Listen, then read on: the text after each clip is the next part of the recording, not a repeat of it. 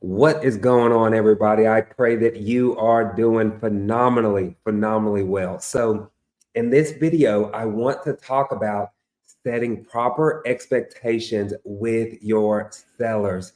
This is one of the biggest mistakes that new investors make, specifically when they're wholesaling too. Okay. But before I jump into the content, check out the link below in the description.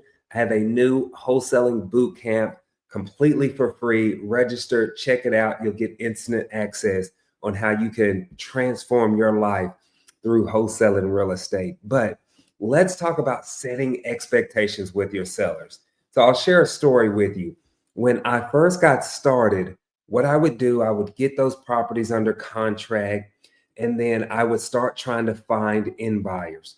And then a few days would go by, and what I would do was I would call that seller up and say, "Hey, Mr. Seller, I'm going to have to come by. I got a few people with me. We're going to be walking the property, checking the property out, right?" And what would happen is that seller would be like, "Why?"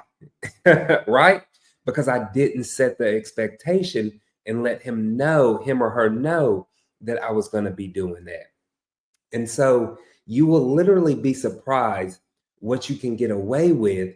And I say that it sounds awful, but you will be surprised what they'll agree to if you just set the proper expectations at the beginning, right? People hate being blindsided. People absolutely hate being left in the dark. And that's another thing that I'm going to bring up here in a second.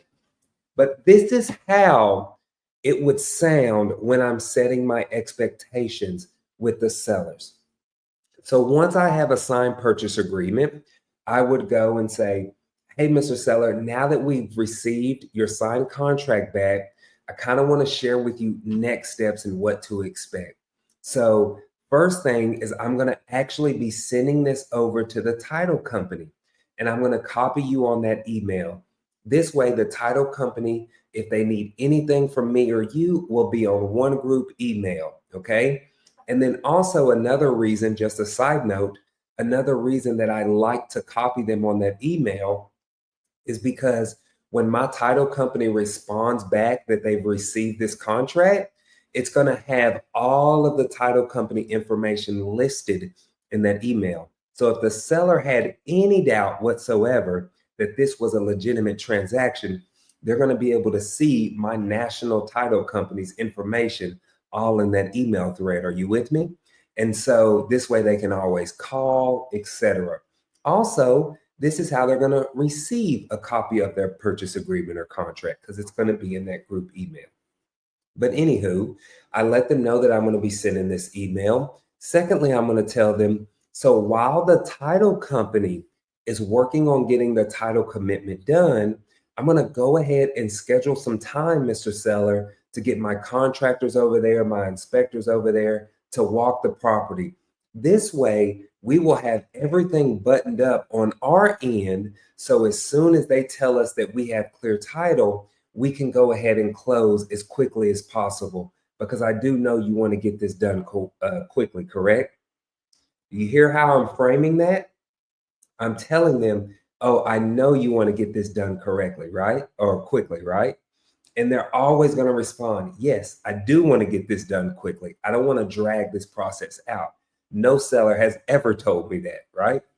Another thing, I'm setting the expectation to let them know I'm going to be bringing people by the house.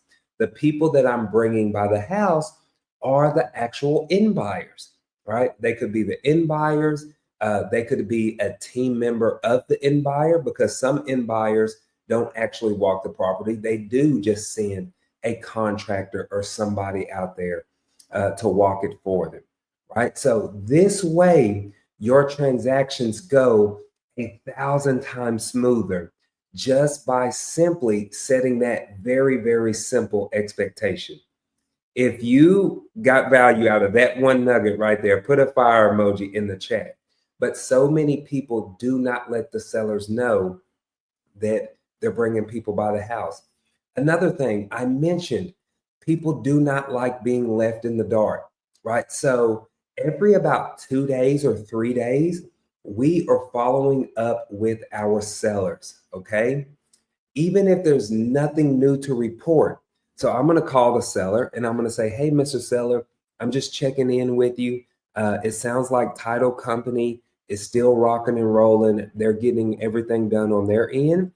Is there anything that you need from us, or vice versa?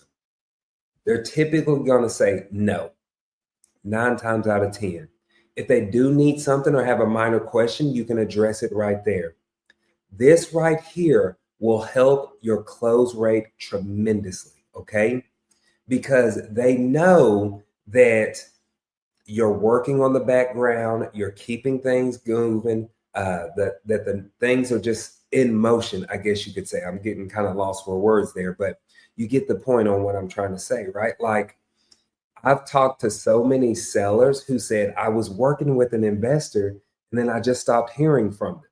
Like, that's not the way to go about it, right? Some new investors, they get these properties under contract and then they don't find an end buyer, and then they just leave the seller hanging high and dry.